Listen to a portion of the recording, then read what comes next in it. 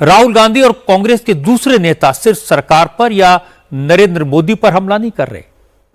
कांग्रेस के नेता विपक्ष के उन सांसदों को भी निशाना बना रहे हैं जो ऑल पार्टी डेलीगेशन का हिस्सा हैं। 33 देशों में जाकर आतंकवाद के इशू पर पाकिस्तान का असली चेहरा जो दुनिया को दिखाने के काम में लगे हैं।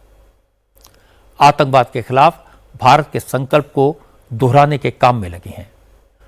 मोदी का सबसे तीखा विरोध करने वाले असदुद्दीन ओवैसी भी ऐसे ही एक डेलीगेशन के मेंबर हैं जो कतर, सऊदी अरब, कुवैत, बहरीन और अल्जीरिया जैसे इस्लामिक मुल्कों में जाकर भारत का झंडा बुलंद करेगा, भारत की बात लोगों को बताएगा।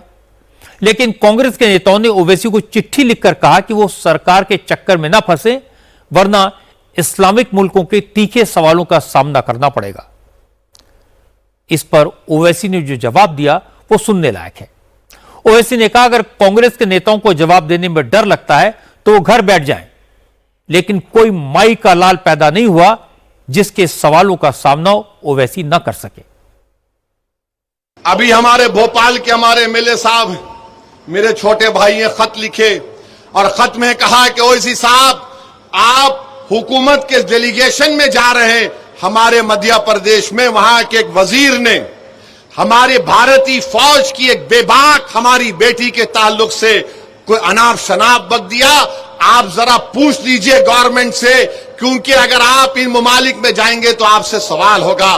पहले तो मैं कहना चाह रहा हूं कि दुनिया में कोई ऐसा माई का लाल पैदा नहीं हुआ है जिसके सवाल का जवाब अल्लाह उसके रसूल के सदक़े में ओवैसी ना दे, तो मैं जवाब दे सकता हूं। दूसरा, ये आपके पार्टी के भी लोग जा रहे ना, हमसे ही पूछ रहे, और कोई बोल रहे नहीं आपके साथ वो बीजेपी का एमपी है, आप उसके साथ क्यों जा रहे हैं? तो क्या पार्लियामेंट में हम नहीं बैठना उनके साथ?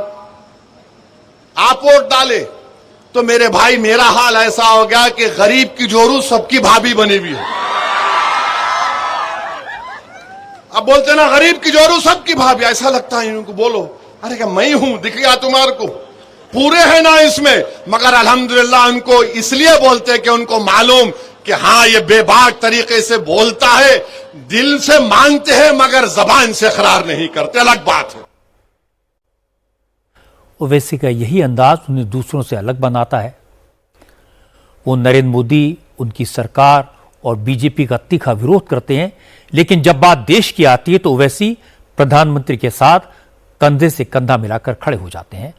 और ये हमारे लोकतंत्र की खूबसूरती है, यही असली लोकतंत्र है। ओवैसी का डेलीगेशन कल रवाना होगा, लेकिन हमारे 3 डेलीगेशन अपने मिशन पर निकल चुके हैं। आज एकनाथ शिंदे की शिवसेना के नेता श्रीकांत शिंदे की लीडरशिप में एक डेलीगेशन ने अबू धाबी में यूएई के मिनिस्टर शेख नायन से मुलाकात की। यूएई के सारे नेताओं ने आतंकवाद के खिलाफ जंग में खुलकर भारत का साथ देने की बात कही।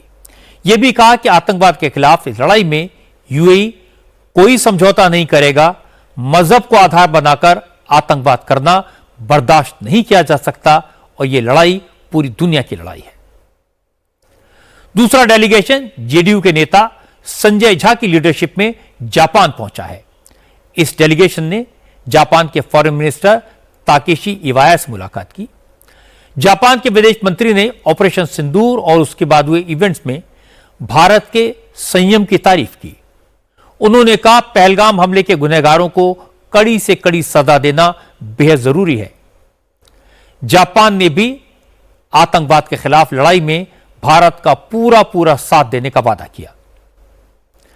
आतंकवाद के खिलाफ भारत की जंग सिर्फ आर्मी ऑपरेशन या डिप्लोमेटिक मिशन तक नहीं रहेगी,